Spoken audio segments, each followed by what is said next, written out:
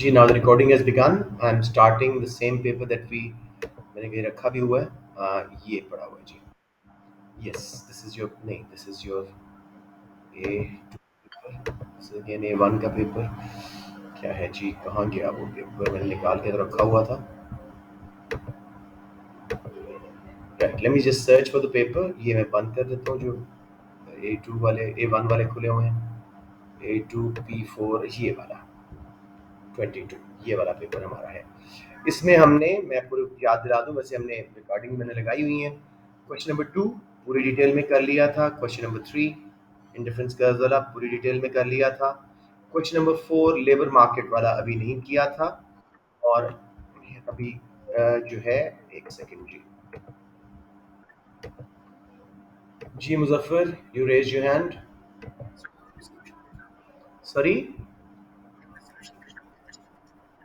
आपकी आवाज नहीं आ रही बेटे। हाँ, मैंने बताया भी बच्चों को कि रोज़ों की वजह से मैं थोड़ा लेजी हुआ हूँ, अभी सॉल्यूशंस बनाए नहीं उनके। कर दूंगा जल्दी इंशाल्लाह। या चले जी, अब कुछ इनटेक बेहतर हुई है, 30s में तो हम लोग आ गए हैं। तो लेट्स सी जी। क्वेश्चन नंबर 6 को देखिएगा। 7 हमने कर लिया था और इसका मैंने प्रॉमिस किया था कि आपको सॉल्यूशन भेजूंगा, लेकिन आई स्टिल हैवंट। तो इंशाल्लाह that I will do most probably tomorrow. Okay, city school का कोई बच्चा कल स्कूल आएगा? महिरा आप भी आई हुई हैं। Do you guys want to come tomorrow face to face class के लिए? मुझे बता दें।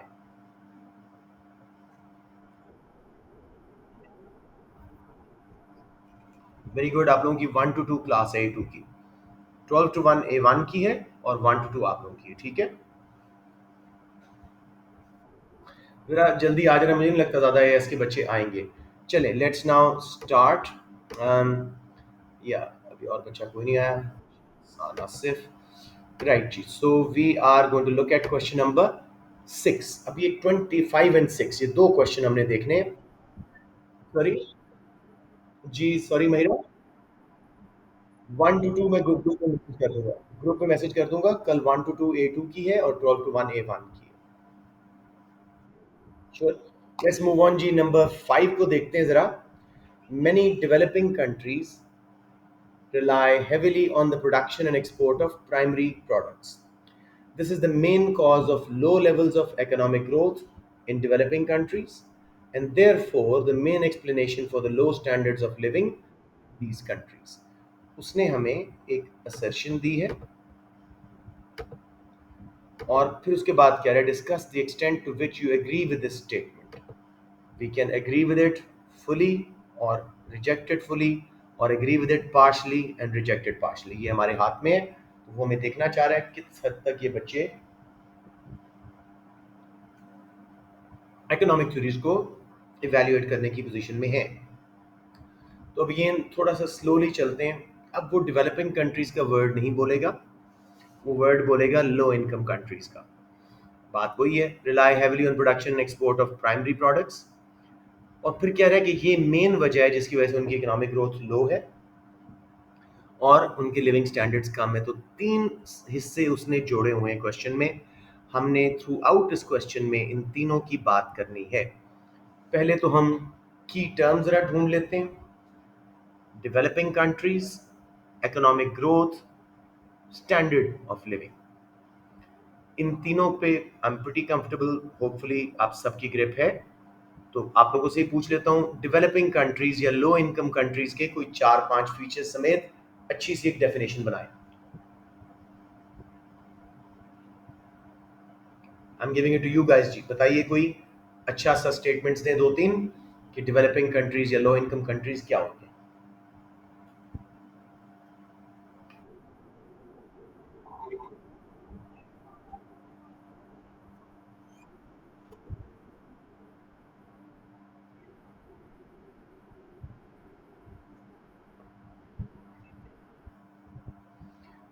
काफी अच्छा है, काफी अच्छा है।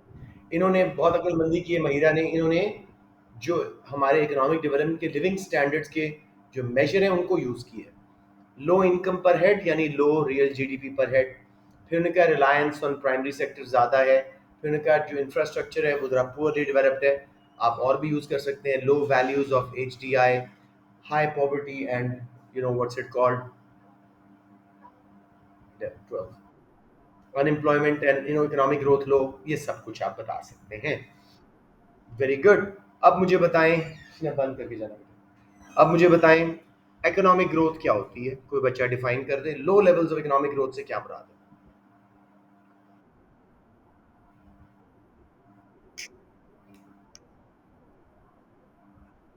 या नेगेटिव ग्रोथ हो रही है, बिल्कुल ठीक है। मैं when a country's real GDP is rising either at a very slow rate than expected and required, or even falling, ठीक है, रिसेशनरी हालात है।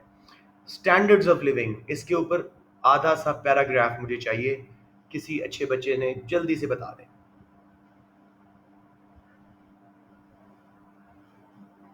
I would say Mohammad Ali, आप बता दें।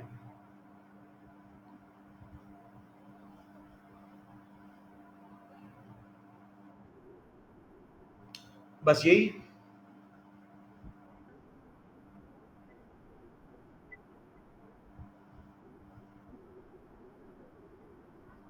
सीपीआई नहीं, वो तो इन्फ्लेशन के लिए, लेकिन हाँ, एचडीआई कह सकते हैं। तो मोहम्मद अली, आप क्लास में नहीं है? बच्चा बहुत अच्छा है, I am sure is either मसला है या कुछ ऐसा, वरना ये जवाब देता। तो let's go to Safir Rahman. Right, let's just quickly see. So, living standards are judged by, yeah, low living standards are judged by poor levels of HDI, low levels of GDP per capita, ठीक है जी, high dependency ratio, poor healthcare and high infant mortality, etc., high levels of multidimensional poverty, यानी quality of living बहुत कम है, environment खराब है, education health care वगैरह नहीं है। तो अब आपको आ जाना चाहिए बच्चों, बहुत दफ़ा कर चुके हैं, राइट। अब उसके बाद वो एक जो उसने असर्शन दी है उसके ऊपर बात करते हैं। क्या ये बात सही है कि डेवलपिंग कंट्रीज हेविली रिलाई करते हैं प्राइमरी प्रोडक्ट्स के ऊपर?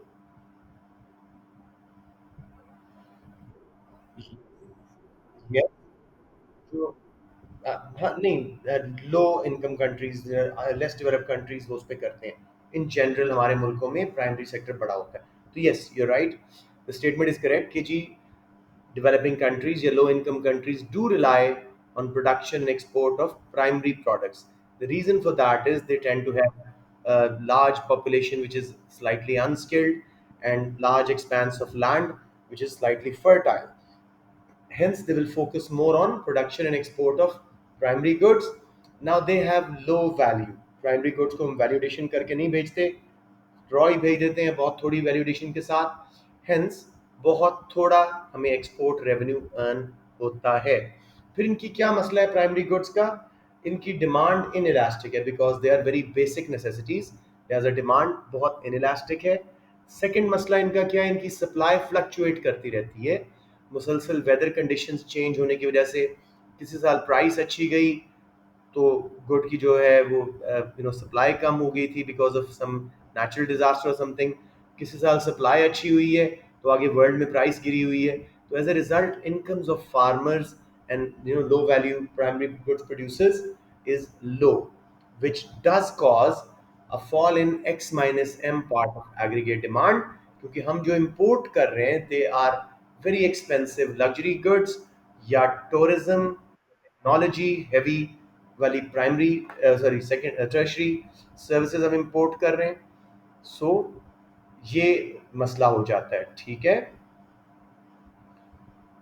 ओ, ये क्या हुआ है? एक बच्चा कह रहा है क्लास, अच्छा मैंने बीटीएससी बॉयज में नहीं लिंक भेजा हुआ शायद, मैं जल्दी से भेज देता हूँ। अच्छा नहीं, उन्होंने फॉरवर्ड कर दिया उस टाइम में, ठीक है।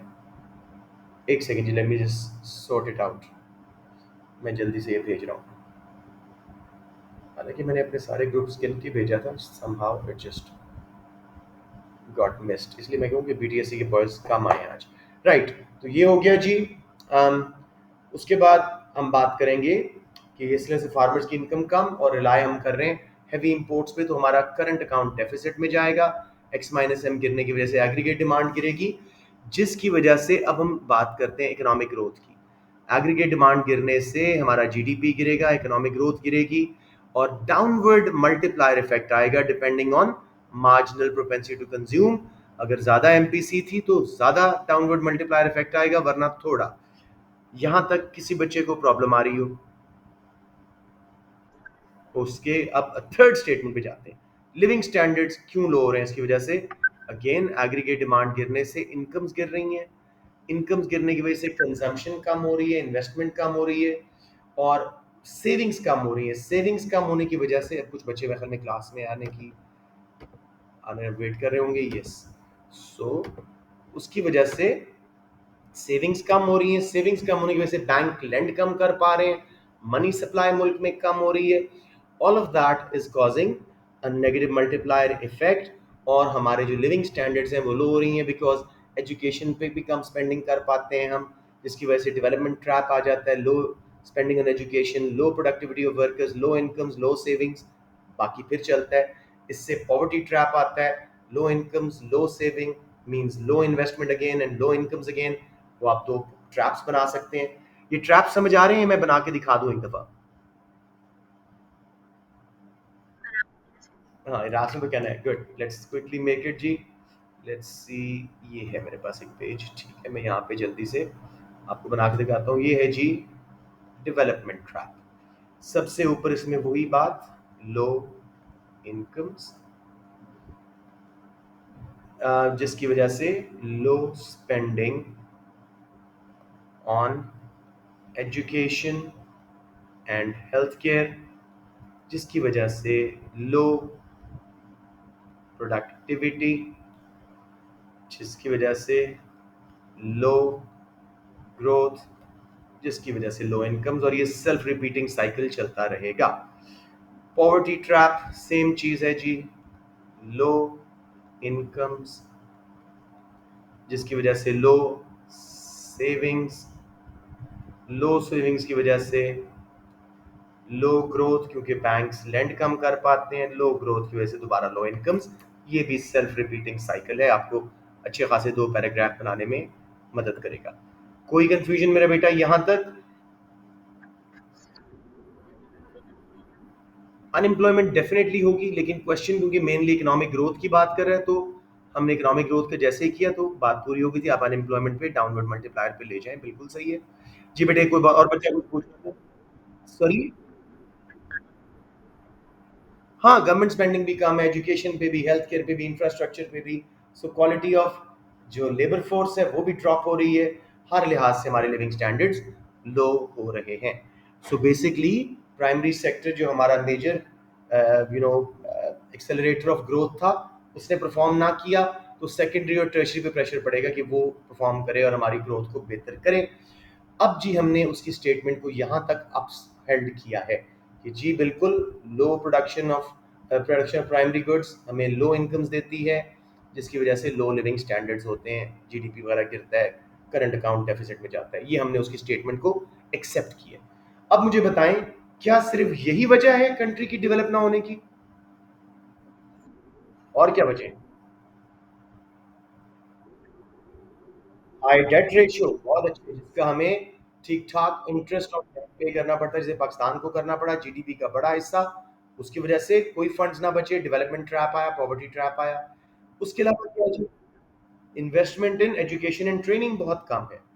इन्वेस्टमेंट बिकॉज इनकम्स कम है, सेविंग्स कम है, तो फर्म्स बैंक्स लैंड बहुत कम कर पा रहे हैं, फर्म्स इन्वेस्ट नहीं कर पा रही। तो इन्वेस्टमेंट इन पॉलिटिकल इंस्टेबिलिटी थोड़ा वीक पॉइंट है, लेकिन मान लेते हैं पॉलिटिकल इंस्टेबिलिटी है। टेररिज्म वगैरह की गेम्स चल रही होती हैं, वॉर जोन्स होती हैं हमारे यहाँ पे। कई दफ़ा फैक्टर्स ऑफ प्रोडक्शन का कर्स भी है, हमें बारिशें नहीं मिलती काफ़ी अरसा, हमारी लेबर ट्रेन नहीं होती पॉवर्टी की वजह से, जिसकी वजह से हमारे पास अच्छा डेवलप्ड कैपिटल नहीं है। अगर कैपिटल है भी तो वो लेबर इंटेंसिव नहीं है, capital intensive kind of production है जो ज़्यादा जॉब्स नहीं क्रिएट कर पाता। उसकी वजह से भी हम ग्रो नहीं कर पाते। बिल्कुल सही है, कोई कंफ्यूजन? बिल्कुल सही जा रहे हैं आप लोग, एमएनसीज भी नहीं आती। बिल्कुल सही है। तो ये सारा केस समझ आ गया। अब यहाँ पे हम एक और ड्रिफ्ट लेते हैं।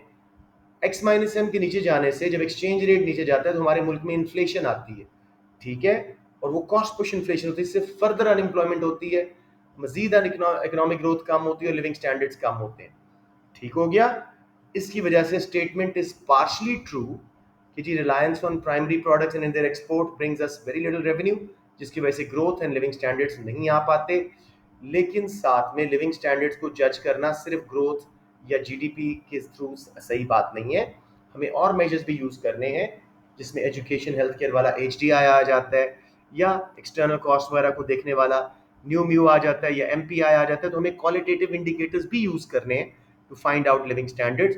इट इज पॉसिबल कि हमारी ग्रोथ, इकोनॉमिक ग्रोथ इतनी ना हो रही हो because of dependence on primary and secondary goods, लेकिन पोल्यूशन कम हो सकती है, इनकम डिस्ट्रीब्यूशन बेहतर हो सकती है। So all of those factors में actually be boosting living standards, और वो हमारे लिविंग स्टैंडर्ड के इस मेजर में ना आ रहे हों। तो स्टेटमेंट पार्शली ट्रू है, और फैक्टर्स भी हैं जो कॉज कर रहे हैं लो ग्रोथ। और कई कंट्रीज इस वक्त जो डेवलपिंग के अंदर हैं, लो इनकम वाले हैं, लेकिन वो वर्ल्ड ट्रेड को भी डोमिनेट कर रहे हैं और बड़ी तेजी से इमर्जिंग इकोनॉमीज बन रहे हैं, रशिया, चाइना, इंडिया वगैरह, ब्राजील। तो ये कहना कि तमाम डेवलपिंग कंट्रीज जो हैं प्राइमरी प्रोडक्ट्स पर रिलाई करते हैं, ये बात भी गलत है। ये कंट्रीज एक्सट्रीमली इंडस्ट्रियलाइज्ड हो चुके हैं और बहुत सारी टर्शरी सेक्टर्स सर्विसेज भी एक्सपोर्ट कर रहे हैं। तो उन्होंने इस स्टेटमेंट को गलत भी साबित किया। समझ आ गया मेरा बेटा टोटल क्वेश्चन, या थोड़ा सा और बात करें?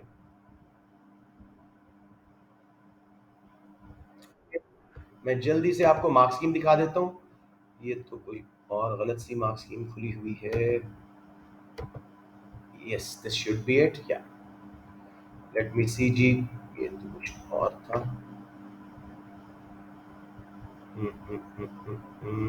अच्छी डिटेल्ड मार्क्स स्कीम है, इसको देखते हैं जी।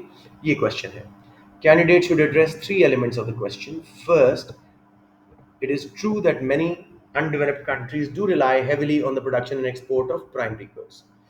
The nature of this type of good usually means that demand for exports is likely to be inelastic, जैसे मैंने कहा, because food is essential and supply of primary goods is likely to fluctuate considerably due to changes in weather, causing significant changes in both market prices and changes in incomes. Farmers की incomes हमेशा fluctuate करती हैं world में because of inelastic demand and unstable supply. This reliance on production of primary goods puts relatively small secondary and tertiary sector, uh, sorry, sorry. This reliance on the production of primary goods plus relatively small secondary and tertiary sector has to be the main source of economic growth. The relatively low economic growth is primarily due to low levels of investment, low levels of productivity, जो हमने वो traps बनाए. In the primary sector, low growth may also be caused by low levels of savings associated with low levels of income in the primary sector, which makes it difficult for the financial system to provide sufficient funding for capital investment. Simply वो दोनों traps बता के आप कर सकते थे। हमने downward multiplier effect भी किया, इसने वो नहीं किया। उसके बाद ये पीछे चला गया थोड़ा सा। यस, ये आ गया। अब जी, nevertheless, it should be recognized that there are other factors which might contribute to low growth. For example, low levels of investment in training and education. एक और बच्चा कोई आ रहा है शायद क्लास में।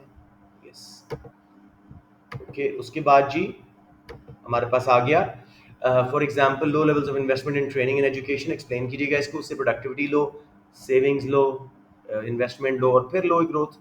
Third path of response should question the relationship between low economic growth and a low standard of living. It should be pointed out that sometimes high growth rates might lead to a fall in standard of living. For example, the effect of negative externalities. Also, living standards are not measured entirely upon availability of goods and services, and this can be illustrated by referring to other measures of living standards like HDI, who do not focus on economic growth only. A conclusion might discuss the extent to which each part of statement can be supported by the preceding analysis. कुछ हद तक statement true है, कुछ हद तक incorrect है, तो partially correct है, totally correct नहीं है। जी मेरे बच्चों, कोई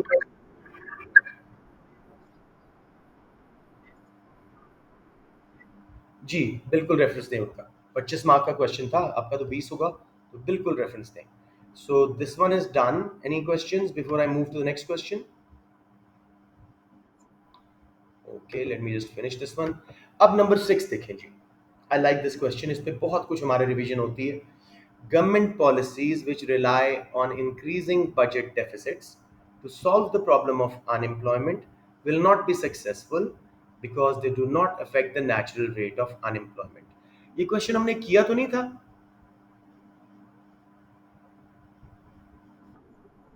मुझे लगता है ये किया हुआ है। इससे मिलता जुलता कोई क्वेश्चन डेफिनेटली किया।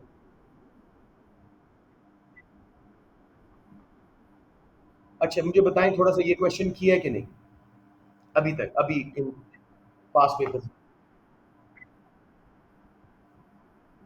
ओके जल्दी से करवा दूं। श्योर। रहने दूं। करवा दूं। Okay let's just briefly go through it ना। अब वो कहते हैं government policies which rely on increasing budget deficits. ये कौन सी पॉलिसी है जिसमें बजट डेफिसिट किया जाता है? एक्सपेंशनरी फिस्कल पॉलिसी या रिफ्लेशनरी भी इसको बोलते हैं क्योंकि इन्फ्लेशन लाती है। फिर प्रॉब्लम कौन सी सॉल्व करनी है? सिर्फ अनएम्प्लॉयमेंट की बात करनी है। आप जीडीपी वाला का रेफरेंस डेफिनेटली दो लेकिन फोकस अनएम्प्लॉयमेंट पे रखो। और कौन सी अनएम्प्लॉयमेंट ये ठीक करती है?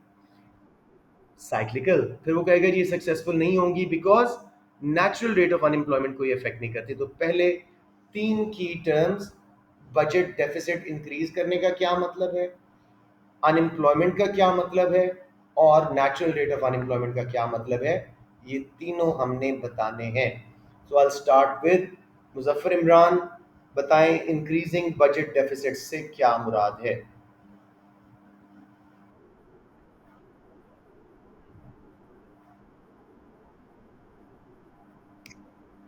सिर्फ गवर्नमेंट स्पेंडिंग मेरा बेटा?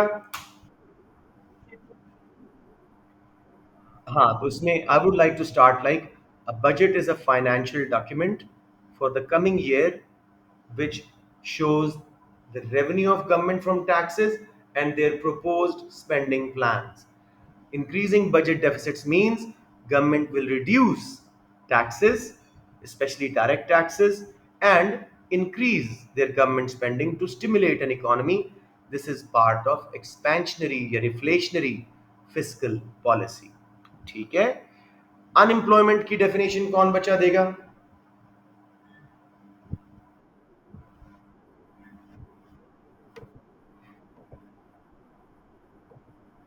एक वर्ड मिस कर रहे हो। Willing and.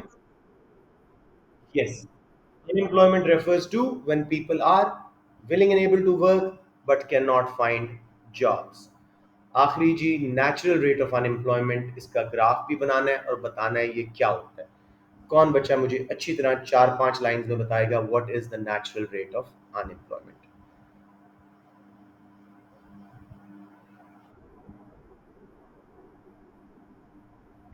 साथ जरा ऊंचा ऊंचा बोले।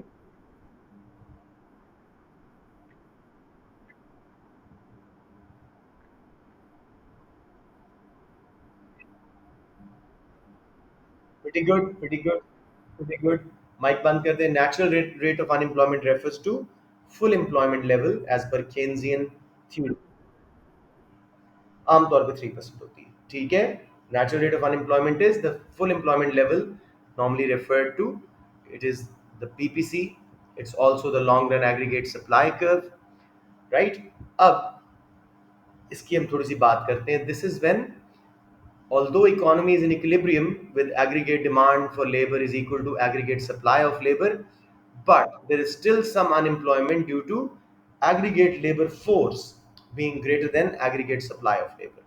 अब कुछ बच्चे थोड़े से कंफ्यूज हो रहे होंगे तो let's me quickly show you the diagram क्योंकि ये पार्ट अभी हम रिवाइज नहीं कर पाए थे तो शायद जिन बच्चों ने रिवीजन नहीं की अभी थोड़ा उनको कंफ्यूजन आएगी। तो जल्दी से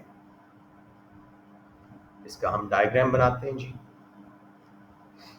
राइट।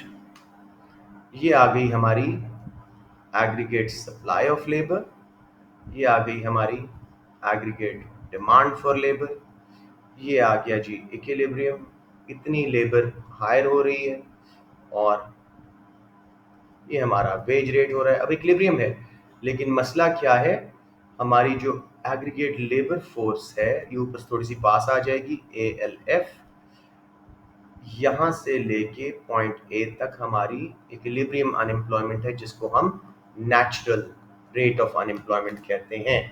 कुछ लोग इसमें फ्रिक्शनली अनएम्प्लॉयड है, हायर वेजेस की तलाश में अभी जॉब ज्वाइन नहीं कर रहे, इसलिए कर्व ऊपर जरा एग्रीगेट सप्लाई ऑफ लेबर के पास आ रहा है कि जब वेज रेट बढ़ाओगे तो वो लोग ज्वाइन करना शुरू हो जाएंगे। इसमें स्ट्रक्चरली अनएम्प्लॉयड भी शामिल हैं। तो यहाँ पे मैं एरो करके आपको बता देता हूँ फ्रिक्शनली अनएम्प्लॉयड एंड स्ट्रक्चरली अनएम्प्लॉयड इसके अंदर शामिल होते हैं, जो करंट वेज रेट पे काम करने को तैयार नहीं है या उनके पास स्किल्स नहीं है, अभी सीख रहे हैं अपना नई टेक्नोलॉजी वगैरह को, तो अभी वहां तक पहुंचे नहीं है, हेंस वो करंट वेज रेट पे ज्वाइन नहीं कर पा रहे या करना नहीं चाह रहे। समझ आ गया बेटे? Anyone who is still having problems with this? This is your unit number, बेटे यूनिट नंबर 6 सही रास रिवाइज नहीं किया, इसका मतलब है आपने। डोंट रिलाई ऑन जस्ट मी, आप खुद भी करो इसको। देखो बेटे, एग्रीगेट डिमांड फॉर लेबर तो समझ आ रही है, जो फर्म्स चाहे प्राइवेट सेक्टर की हैं चाहे गवर्नमेंट सेक्टर की हैं, जो वर्कर्स को हायर करना चाह रही हैं। और एग्रीगेट सप्लाई ऑफ लेबर, तमाम वर्कर्स जो willing and able to work हैं at the ongoing wage rate, उनका इक्विलिब्रियम है, वेज W है और लेबर L है। लेकिन एग्रीगेट लेबर फोर्स क्या है? ये वो लोग हैं जो फ्रिक्शनली अनएम्प्लॉयड हैं, who have left a job and looking for a better job, तो इस वेज पे नहीं आ रहे, हायर वेज पे जाना चाह रहे हैं, या सीजन ऑफ हुआ है, जॉब नहीं है उनके पास, या फिर स्ट्रक्चरली अनएम्प्लॉयड है, उनके फील्ड में डिमांड गिरी थी उन पूरी इंडस्ट्री की, टेक्नोलॉजी एडवांस होने से या इम्पोर्टेड गुड आने से, तो वो लोग अभी वक्ती तौर पे उनके पास स्किल्स नहीं है या दूसरे इलाकों में है कहीं, और अभी वो इस वेज रेट पे ज्वाइन नहीं कर पा रहे। अब समझ आ गया? क्योंकि लेबर फोर्स ज्यादा है एग्रीगेट सप्लाई से, तो इक्विलिब्रियम होने के बावजूद L2L1 natural rate of unemployment exist कर रहा है। ये हर वक्त हर कंट्री में एग्जिस्ट करता है, कम या ज्यादा। ओके जी, बेहतर है आप रिवाइज शुरू कर दें इस चैप्टर को। नजर तो मेरे सब चैप्टर्स को मारनी है, ठीक है? सॉरी, क्या हो गया, मैं कहाँ पे आ गया? अच्छा, sorry, back to the question, या गो अगेन। यस बेटे, सुन रहा हूँ। कौन सा?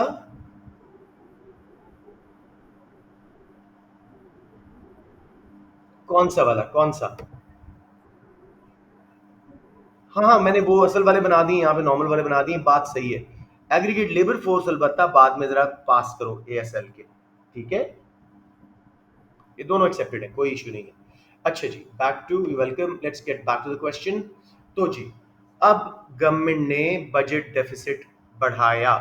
अब तो आप लोग मेरे ख्याल सब बता सकते हो कि टैक्सेस कम होने से डिस्पोजेबल इनकम ज़्यादा, गवर्नमेंट स्पेंडिंग ज़्यादा होने से नेशनल इनकम में एग्रीगेट डिमांड में इंजेक्शन आए, कंजम्पशन के, इन्वेस्टमेंट के, गवर्नमेंट स्पेंडिंग के, मनी सप्लाई बढ़ी, all of that shifts aggregate demand curve for economy to the right. जब demand for goods and services बढ़ती है तो वर्कर्स की डिमांड भी बढ़ती है, ठीक है? और इसके रिजल्ट में हमारी जो साइक्लिकल अनएम्प्लॉयमेंट थी वो हम कंट्रोल कर सकते हैं, जो because of fall in aggregate demand हुई हुई थी, उसको हमने कंट्रोल कर लिया, ठीक है? अब जी, हम नेक्स्ट बात करते हैं, इसमें जो स्ट्रक्चरल हैं या नेचुरली अनएम्प्लॉयड हैं, फ्रिक्शनल वाले, वो अलबत्ता शायद ज्वाइन ना कर पाएं और वो अनएम्प्लॉयमेंट एग्जिस्ट करे, तो ये स्टेटमेंट इनहेरेंटली ट्रू है। लेकिन अब थोड़ी सी और बात करते हैं, उस नेचुरल रेट ऑफ अनएम्प्लॉयमेंट के लिए सिर्फ बजट डेफिसिट इंक्रीज करना काफी नहीं है। मैंने बहुत कम बताया बजट डेफिसिट पे, क्योंकि आप लोगों को बहुत दफा करवा चुका हूँ, मल्टीप्लायर सारा कुछ, graphs. Do I need to say it again, ये आपको समझ आ रहा है? मुनीब को तो आ रहा है, बाकी बताएं मुझे, सबको क्लियर है? अगर नहीं क्लियर तो कोई बता दे मुझे, वरना चले, good enough, let's move on जी। इसमें गवर्नमेंट को कौन सी पॉलिसीज यूज करनी चाहिए स्ट्रक्चरल अनएम्प्लॉयमेंट और फ्रिक्शनल के लिए? इसमें गवर्नमेंट को सप्लाई साइड पॉलिसीज यूज करनी है, rising declining industries, trading and education, ताकि वो जल्दी से दूसरी जॉब ढूंढ लें जो टेक्नोलॉजिकली या सीजनली वगैरह अनएम्प्लॉयड है, ठीक है? ये कौन है, ये कौन है? Allow me into the meeting. कौन बच्चा इस वक्त आया है? No one. मैं देख लूं पुराना मैसेज तो नहीं है। हैदरली हाशमी आप आ चुके हैं, अच्छा ठीक है, कोई मसला नहीं। राइट जी, अब उसके बाद लेट्स मूव ऑन। उसके बाद मेरा बेटा आ रहा है हमारे पास, किधर गए, हाँ। उसके बाद जी, supply side policies like education and training of labour, trade unions की रिफॉर्म्स ताकि वो स्ट्राइक्स वगैरह पे ना जाएं, प्रोडक्टिव एग्रीमेंट साइन करें ताकि जो नेचुरली अनएम्प्लॉयड है वो भी लेबर ज्वाइन करें, टैक्सेस को कम करने से, यस, बजट डेफिसिट में टैक्सेस को कम करने से भी, डायरेक्ट टैक्सेस से वर्कर्स को इंसेंटिव मिलता है ज्वाइन करने का, उससे भी जो ये फ्रिक्शनल एंड स्ट्रक्चरल हैं वो कम होती हैं। इसके अलावा सब्सिडाइजिंग डिक्लाइनिंग इंडस्ट्रीज, ये सारी पॉलिसीज करके आप वो कम कर सकते हो। तो सिर्फ बजट डेफिसिट्स जो हैं वो काफ़ी नहीं है। यस, ये पूरे सक्सेसफुल नहीं होंगे नेचुरल रेट ऑफ अनएम्प्लॉयमेंट को दूर करने में। साथ में बजट डेफिसिट खुद अनएम्प्लॉयमेंट क्रिएट करता है। कौन बच्चा मुझे बताओगे बजट डेफिसिट होने से क्या प्रॉब्लम आती है इकोनॉमी में जिसकी वजह से अनएम्प्लॉयमेंट हो सकती है? इन्फ्लेशन। जी जी, बता दें।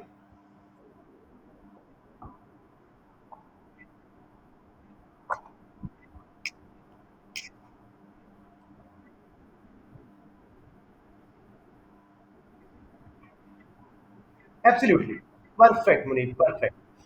मनी सप्लाई बढ़ती है इसके रिजल्ट में, जिसकी वजह से डिमांड पुल इन्फ्लेशन आती है बड़ी शदीद, और that causes a recession in the economy in the long run, जिसकी वजह से दोबारा एग्रीगेट डिमांड गिरती है और जो है हमारी अनएम्प्लॉयमेंट बढ़ जाती है। तो कोई जरूरत नहीं है, जरूरी नहीं है कि बजट डेफिसिट साइक्लिकल को भी हमेशा सॉल्व करेंगे। नेचुरल को तो नहीं करेंगे, लेकिन साइक्लिकल को भी शायद सॉल्व ना करें और हमें दूसरी सप्लाई साइड पॉलिसीज यूज करनी पड़े। तो स्टेटमेंट का जो कंक्लूजन आखिर में देना है वो यही है कि in general it's understood in economic theory that budget deficits should solve the problem of cyclical unemployment, but it will depend upon whether we were on full employment or behind. अगर तो हमारे यहाँ पे नेगेटिव आउटपुट गैप था, deflationary gap था, तो definitely employment generate होगी। लेकिन अगर इकोनॉमी ऑलरेडी ओवरहीटेड थी तो उसकी वजह से अनएम्प्लॉयमेंट कॉज होगी और हम फुल एम्प्लॉयमेंट लेवल पे आएंगे। स्ट्रक्चरल को ये सॉल्व बिल्कुल नहीं करती, उसके लिए सप्लाई साइड पॉलिसीज यूज करनी पड़ती हैं। Hence the statement is only partially true, क्योंकि इन्फ्लेशन करके अनएम्प्लॉयमेंट भी करती हैं बजट डेफिसिट्स। क्लियर हो गया मेरे बच्चों? मार्क्स स्कीम दिखा दूं जल्दी से या टोटली क्लियर है? Okay, nobody wants to see the mark scheme. Shall I move to the next question then? Okay ji, sure. मैं इसको आपके सामने रख रहा हूँ और पढ़ नहीं रहा, आप लोग खुद ही पढ़ लो यार, मैंने सारा कुछ काफ़ी देर से बोल रहा हूँ, आप लोग इसको देख लें। ये देखिए पहला, यहाँ तक ये तकरीबन पूरा ही आंसर इसके सामने आया हुआ, देख लें।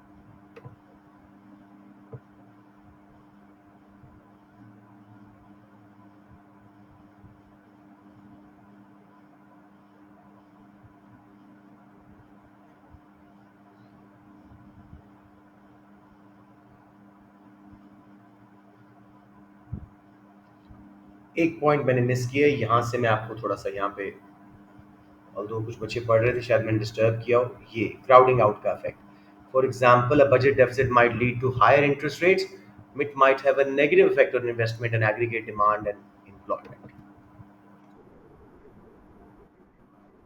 कवर तो हो रहा है यार, कवर तो हो रहा है, लेकिन फिर भी एक बात है तो उसको भी ऐड कर लेते हैं। 20 मार्क का क्वेश्चन है। अब जो बच्चे आप लोग रेगुलर आ रहे हो, मुझे बड़ी उम्मीद है कि आप लोग इनको बड़ा अच्छा सॉल्व कर लोगे। जो नहीं आ रहे, आई कांट हेल्प, वीडियोस भी लगा रहा हूँ सारा कुछ। Encourage your friends who are following behind to watch these videos. मतलब I can see many kids I can remember who are not attending classes. जी बच्चों, shall I close this mark scheme और दूसरे क्वेश्चन देखिए देखिए देखिए, ये मैंने भेज दी हुई है वैसे आपको। एग्जाम, हाँ देख लो, एग्जाम प्रेप ग्रुप में सब भेजा हुआ है। जी रास।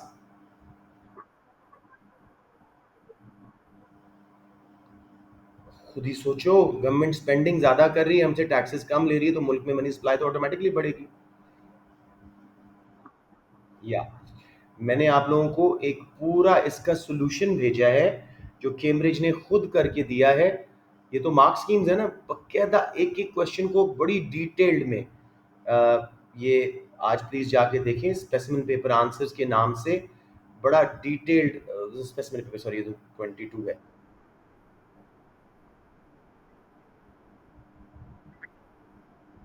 आप ज़्यादा लिख लें, कोई इशू नहीं है। अच्छा, मुझे थोड़ा सा एक बात समझाएं कि इसमें कोई प्रॉब्लम आ रही हो तो। मैंने 22 का पेपर में खल नहीं भेजा आपके एग्जाम ग्रुप्स में, मैं जल्दी से भेज देता हूँ मार्च 22 विद द मार्क्स स्कीम, ताकि मुजफ्फर और बाकी बच्चे पढ़ सकें, इसको अच्छी तरह तैयार करें। कोशिश करो साथ साथ ये पेपर सॉल्व करते रहो, या जुबानी कम अज कम करते रहो। राइट, मैंने तो कहा था ना कि आप लोग 15 से चले जाएं, वो तो बेस्ट है, लेकिन कम अज कम ये करते जाएं साथ साथ। मैंने याद नहीं है, शायद बड़ी अच्छी हो, आई डोंट नो। जी मेरे बेटे, यहाँ पे हमारा हो गया। पूरी मैक्रो के तीनों क्वेश्चन हमने कर लिए, माइक्रो के 2 कर लिए। लेबर मार्केट का बहुत अच्छा क्वेश्चन है, क्योंकि ये ऑड क्वेश्चन है, तो मैं चाहता था ऐसा कोई क्वेश्चन आए। इसको ज़रा आराम से आप लोग ज़रा समझ समझ के करें, ताकि हम बात को अगर ऐसा क्वेश्चन आए तो हम स्टम्प ना हो जाए, इसके ऊपर स्टम्बल ना हो। आप जरा क्वेश्चन 4 ए एंड बी पढ़ें। थोड़ी सी आपको परेशानी होगी, लेकिन विल सॉल्व इट। तो आइंदा के लिए ये मसला खत्म हो गया। लेबर मार्केट के ऑलमोस्ट ऑल पॉसिबल एंगल्स हमारे कवर हो गए। I will be joining you in like 1 minute.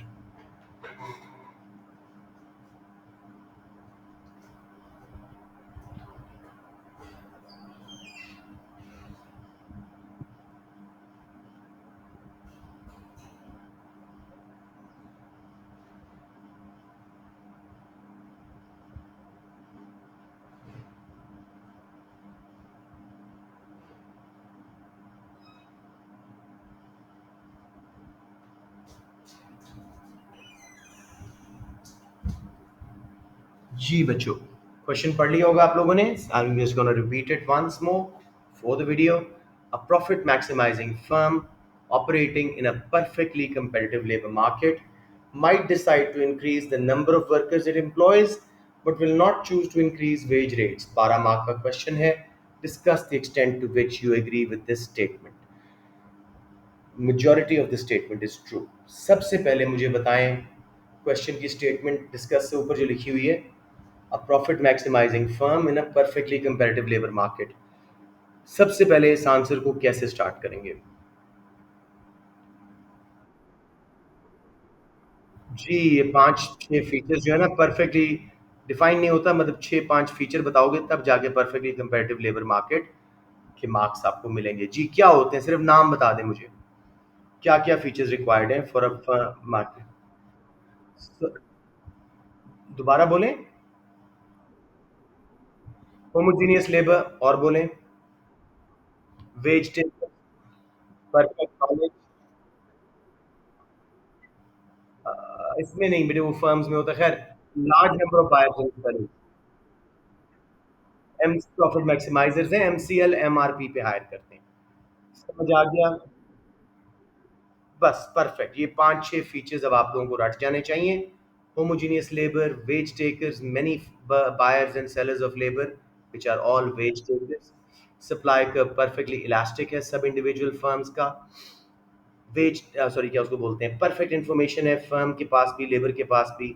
Identical homogeneous labour है, प्रॉफिट मैक्सिमाइजर्स हैं, एमसीएल एमआरपी के बराबर करके वर्कर्स को हायर करते हैं।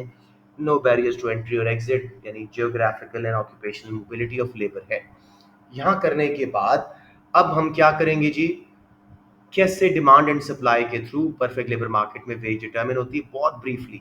साथ ही फर्म का भी वहीं से सप्लाई कर्व निकाल के आप इक्विलिब्रियम दिखाना। एमआरपी थ्योरी को अच्छी तरह बताना है। एमसीएल को कि स्ट्रेट लाइन सप्लाई कर्व बनता है, जो डिमांड सप्लाई के थ्रू इंडस्ट्री में वेज सेट होती है, वही तमाम फर्म्स, उसी पे वर्कर्स भी हायर होते हैं, उसी पे तमाम फर्म्स की सप्लाई बन जाती है लेबर की, इसलिए उसको चेंज नहीं कर सकते। एमआरपी की थ्योरी फिर जी, it is a product of MR into MPP. MR is the marginal revenue by selling one extra unit जो आपने अर्न किया। MPP is the additional output produced by every extra worker hired, इसके सम को बोलते हैं MRP। वो demand curve निकाल के दिखा दें, फिर MCL MRP इकट्ठा करके वेज रेट डिटरमिन होता दिखाएं। अब हम बात करते हैं स्टेटमेंट के ऊपर कि भाई वो वर्कर्स तो इंक्रीज कर सकते हैं, labour market, perfect labour market की फर्म्स वर्कर्स को ज़्यादा हायर कर सकते हैं, लेकिन उनकी वेज रेट नहीं बढ़ाएंगे। I'll quickly make a few diagrams for you to get totally on top of this concept. सबसे पहले तो मैं ज़रा ऊपर कर दूं, या सबसे पहले तो मैंने अभी जो बात की थी उसी एक ही ग्राफ के ऊपर सारा कुछ हम कर सकते हैं। इधर लेबल कीजिएगा इंडस्ट्री और simple wage rate labour supply and demand equilibrium wage rate बन गया लेबर, यही तमाम फर्म्स का परफेक्टली इलास्टिक सप्लाई कर्व बन गया which is average cost of labour and marginal cost of labour, और यही वेज है, ये वेज टेकर होते हैं। इधर लेबर आ गई सॉरी, और इधर वेज आ गई। अब जब आपने एमआरपी लगाया, ये वर्कर्स का डिमांड कर्व था, ये इक्विलिब्रियम हुआ और ये नंबर ऑफ वर्कर्स हायर हो गए। अब अगर किसी वजह से वर्कर्स का एमआरपी बढ़ता है, ठीक है, let's say due to more training of workers, कुछ ऐसा होता है कि वर्कर्स की स्किल्स एंड एजुकेशन बढ़ती हैं, तो एमआरपी राइटवर्ड शिफ्ट होगा। अब नोट करें, फर्म क्योंकि वेज टेकर है, वेज नहीं बढ़ा सकी, अलबत्ता नंबर ऑफ वर्कर्स उन्हें हायर कर दी, तो स्टेटमेंट यहाँ पे ट्रू हो गई। कोई कंफ्यूजन यहाँ पे बच्चों? ओके। अब अगर किसी वजह से मार्केट में सप्लाई डिमांड कंडीशंस चेंज होती हैं, सप्लाई S1 पे जाती है, ठीक है, वेज इक्विलिब्रियम 1, वेज 1, और अब जब इंडिविजुअल फर्म्स का सप्लाई कर्व बनाएंगे तो नोट करिएगा वर्कर कम हायर हो रहे हैं क्योंकि सप्लाई कर्व ऊपर गया है और हमारी कॉस्ट बढ़ी है फर्म्स के लिए। लेकिन अगर इंडस्ट्री में डिमांड बढ़े और साथ में फर्म्स की एमआरपी भी बढ़े, तो ना सिर्फ ज्यादा वर्कर हायर कर लेंगे बल्कि वेज रेट भी बढ़ जाएगा। This is the only condition जिसमें वेज रेट भी बढ़ेगा और वर्कर्स भी ज्यादा हायर होंगे, even in a perfectly labour competitive firm. कुछ बच्चे यहाँ कंफ्यूज हो रहे हैं, I am sure about it, मुझे बता दें। आराम आराम से एक जी हसान, आपने कुछ कहा था? मैं आपको दोबारा नीचे एक नया ग्राफ बना के दिखाता हूँ ताकि इसमें कोई कंफ्यूजन आपको ना आए। मैं सिर्फ वो कंडीशन बना रहा हूँ जिसमें वेज भी बढ़ रही है और नंबर ऑफ वर्कर्स भी ज़्यादा हायर हो रहे हैं। इंडस्ट्री और इधर आ गई जी फर्म। सीधा डिमांड एंड सप्लाई लगा के हमने इंडस्ट्री का इक्विलिब्रियम बनाया था, ये वेज रेट बनी थी, ये नंबर ऑफ वर्कर्स हायर हुए थे। अब ये परफेक्ट सप्लाई कर्व बन गया फर्म्स का, ACL MCL। अब जी MRP यहाँ है, ये इक्विलिब्रियम हुआ। आप भी अलग अलग बना देना ताकि आप लोगों को मसला ना आए। ये वेज थी, ठीक है, इतने वर्कर हायर हो रहे थे। अब वर्कर्स को ट्रेनिंग वगैरह दिलवाई ट्रेड यूनियन ने या उन्होंने खुद ही अपनी स्किल्स बढ़ाई, एमआरपी बाहर शिफ्ट हुआ। इस केस में फर्म ने लेबर ज़्यादा हायर की लेकिन वेज नहीं चेंज कर सके क्योंकि वेज टेकर्स थे। अलबत्ता अगर इंडस्ट्री में, मैंने डिमांड को सप्लाई लिख दिया, सप्लाई की डिमांड, अगर इंडस्ट्री में डिमांड फॉर वर्कर्स बढ़ती है, let's say due to more productivity, whatever the reason, wage rate बढ़ेगा और फर्म्स अब ना सिर्फ इक्विलिब्रियम, अब नोट करो नए एमआरपी पे, ना सिर्फ वर्कर ज्यादा हायर कर रहे हैं बल्कि वेज रेट भी बढ़ रहा है। अब समझ आ गया आसान?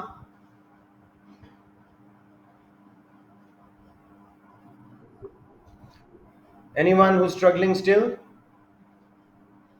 बच्चे सिर्फ डिमांड सप्लाई से खेल लो, इंडस्ट्री की वेज बढ़ा लो, और क्योंकि डिमांड भी बढ़ी थी वर्कर्स की तो फर्म्स को भी एमआरपी ज्यादा मिलेगा, वो ज्यादा वर्कर्स भी हायर करेंगे और वेज भी उनको ज्यादा हो रही। बेटे आप L0 से कंपेयर करें ना, पहले तो मैंने खाली एमआरपी शिफ्ट किया था ना, तो उसमें फर्म ने ज्यादा हायर की है।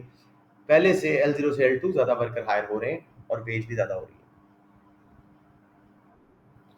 है।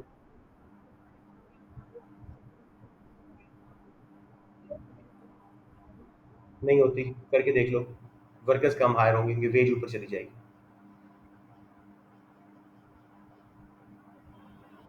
Got it?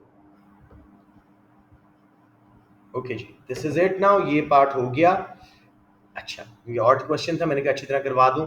अब दूसरा देखते हैं, ये मुझे बहुत अच्छा लगा क्योंकि इसके ऊपर क्वेश्चन मैं आपको आमतौर पे पास पेपर में ही करवाता हूँ, तो एक डिटेल क्वेश्चन आ गया। तो लेट्स सी नाउ ये B part. The government of a country sets an effective minimum wage for workers. Discuss the argument for and against the government's decision. हम बिल्कुल ब्रीफली पढ़ते हैं अपने नोट्स में, तो इसको जरा मैं डिटेल में यहाँ करवाता हूँ। सबसे पहले तो मिनिमम वेज लॉ होता क्या है, जरा आप अपनी नॉलेज तो मुझे देना, उसके बाद हम आगे चलते हैं। What is the minimum? जी जी, कोई बता दे, शाबाश।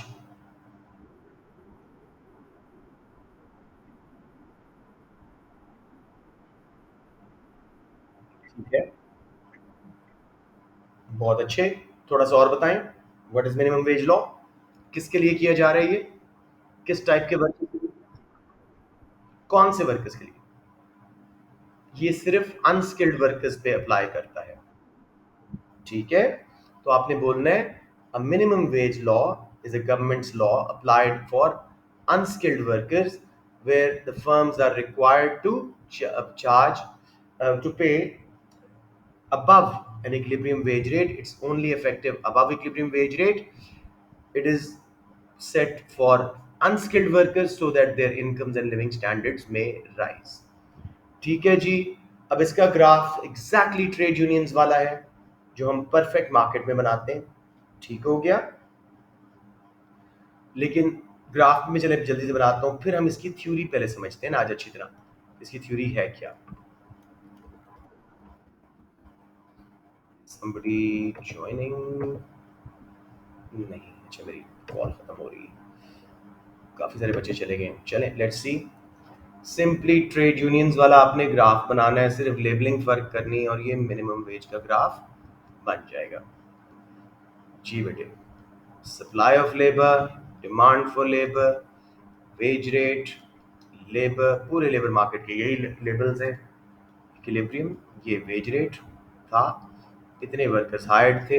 अब गवर्नमेंट ने मिनिमम वेज ऊपर लगाई अबव इक्विलिब्रियम। हम जब डिमांड कर्व तक आए, सिर्फ L1 वर्कर्स हायर हो रहे हैं, फर्म्स की कॉस्ट बढ़ी है, और सप्लाई अलबत्ता L2 हो रहे हैं। तो L1 to L2 unemployment, L2 L1 job losses, और सप्लाई कर्व क्योंकि नीचे कोई वर्कर अब नहीं आ रहा, firms are not even allowed to pay below it, तो supply ACL MCL perfectly elastic हो गई। ए पॉइंट के बाद अगर फर्म्स ने हायर करना है तो पुराना supply curve MCL greater than ACL हो जाएगा।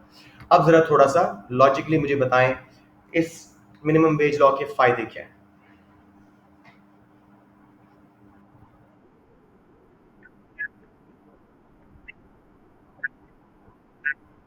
Shabash. Extremely poor and vulnerable workers without any skills will not be able to supply themselves below the minimum wage. So those who are hired, their income will increase, their wage will increase, their living standard will increase. अच्छा जी, और कोई फायदा? Income gaps कम होंगे. The lowest earners are now being paid higher, तो income gaps will reduce, redistribution of income होगी, income inequalities पहले से कम हो जाएंगी। और जी कोई फायदा?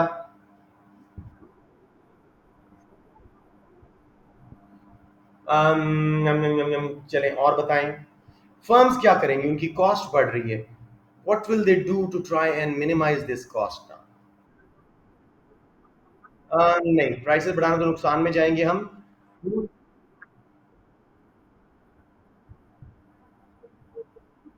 वो तो और नुकसान है, अभी फायदे देख रहे हैं। Firms may train labour to increase their productivity in order to make themselves profitable again. तो डिमांड कर्व राइट पे शिफ्ट होगा प्रोडक्टिविटी बढ़ने से। अब अनएम्प्लॉयमेंट भी कम हो रही है और वेजेस भी वर्कर्स को ज्यादा मिल रही हैं। एक आखिरी समझ आ गया? सॉरी, फर्म्स ने अब देना है जी, पहले $8 पर आवर दे रहे थे, अब $10 मिनिमम देना है। तो वो सोचेंगे इन्हीं वर्कर्स को हम ट्रेन करा दें ताकि उनकी प्रोडक्टिविटी बढ़ने से हमारे प्रॉफिट मार्जिन जो कम हो रहे हैं कॉस्ट बढ़ने से उनको कम कर लें। तो पूरा बढ़ेगी, लेकिन जब प्रोडक्टिविटी बढ़ेगी तो वो उसको आउटवे कर सकती है। ठीक है, एक और फायदा, पुअर वर्कर्स के बाद जब पैसा आता है, गरीब की MPC ज्यादा होती है, वो ज्यादा खर्च करता है, मुल्क की एग्रीगेट डिमांड मल्टीप्लायर के साथ बढ़ेगी। तो ये 5 फायदे सबको क्लियर। लोएस्ट अर्नर्स की वेज बढ़ी, उनकी इनकम्स और लिविंग स्टैंडर्ड्स बढ़े, इनकम इनइक्वालिटीज कम हुई क्योंकि हमने गरीबों को ज्यादा पैसा दिया। Thirdly, firms were incline to train them now, जिससे डिमांड कर्व राइट पे शिफ्ट होगा, अनएम्प्लॉयमेंट भी कम हो रही है मिनिमम वेज की वजह से, इनकम्स एंड लिविंग स्टैंडर्ड्स भी बढ़ रहे हैं। ठीक है, अभी हम नेगेटिव पे आते हैं जो आपके जहन में आ रहे हैं। और लास्टली जी, क्योंकि एमपीसी ज्यादा होती है गरीब की, पुअर वर्कर्स के बाद जब पैसा आएगा ज्यादा स्पेंड करेंगे एडिशनल इनकम का, नेशनल इनकम मल्टीप्लायर के साथ बढ़ेगी। कोई कंफ्यूजन इन बेनिफिट्स में? नुकसान बताएं आप जी। मिनिमम वेज लगाने से फर्म्स की कॉस्ट बढ़ रही है, वो वर्कर्स को निकाल देंगे। L2 L1 job losses, L1 to L2 unemployment. कितनी अनएम्प्लॉयमेंट होगी, लाजमी कमेंट देना होता है, बताइए किस पे डिपेंड करेगा? यस, प्रोडक्ट नहीं वर्कर्स की। Will depend on demand and supply इलास्टिसिटीज of labour, not product मेरा बेटा, समझ रहे हैं? वो था ट्रेड यूनियंस का वेज बढ़वा लेती हैं, वो एक और बात थी। आप वो लिख सकते हो, लेकिन यहाँ कंफ्यूजन हो जाएगा, उसके लिए यही graph in elastic demand supply लगाओ, बहुत कम अनएम्प्लॉयमेंट होगी। ठीक है, उसके अलावा जी, अब जनाब फर्म्स की कॉस्ट बढ़ी, उससे कौन सी इन्फ्लेशन आएगी? कॉस्ट इन्फ्लेशन, जो मुल्क में मजीद अनएम्प्लॉयमेंट कॉज करेगी, स्टैगफ्लेशन टाइप की। स्टैगफ्लेशन, अनएम्प्लॉयमेंट भी बढ़ेगी और प्राइसेस भी बढ़ेंगी। Minimum wage law again market forces को हमने डिस्टॉर्ट किया है, इसकी बेस पे फर्म्स को बहुत डिसइंसेंटिव आ रहा है। हो सकता है लॉन्ग रन में वो इंडस्ट्री ये छोड़ जाए जिसमें मिनिमम वेज लॉ मुसलसल लगा हुआ है। तो ये बेनिफिट्स, ये प्रॉब्लम सारे हमारे हो गए मिनिमम वेज लॉ के। अगर आप क्वालिटी 20 मार्क का है, बहुत क्वालिटी ऐड करना चाहते हो, तो जब गवर्नमेंट मोनोप्सनी इंडस्ट्रीज में लगाती हैं तो ना सिर्फ अनएम्प्लॉयमेंट कम होती है बल्कि वेज रेट भी बढ़ते हैं। मोनोप्सनी में सप्लाई लगाएं, एसीएल बहुत दफ़ा ग्राफ कर चुके हैं, एमसीएल, फिर जी एमआरपी लगाया which is demand for labour, उन्होंने एमसीएल एमआरपी पे हायर किया, वेज देनी चाहिए। वही बात है, इसलिए तो मैंने अलग नहीं करवाता। ये लेबर हो गई आपकी, लेबर मोनोप्सनी दे रहे हैं जी सिर्फ अपनी वेज सप्लाई के मुताबिक, एवरेज कॉस्ट के मुताबिक, ये बार्गेन मार्जिन है। अब अगर गवर्नमेंट ने उसके बीच में मिनिमम वेज लगाई तो ना सिर्फ ये पुराना सप्लाई कब स्टार्ट हो जाएगा, किंग मैंने भी नहीं बना रहा, ना सिर्फ वर्कर ज़्यादा हायर हो जाएंगे एमसीएल एमआरपी पे, बल्कि वेज भी बढ़ जाएगी। तो इससे एक्सप्लॉयटेशन रिमूव हो जाएगी। क्लियर हो गया मेरे बच्चों? Yes yes yes.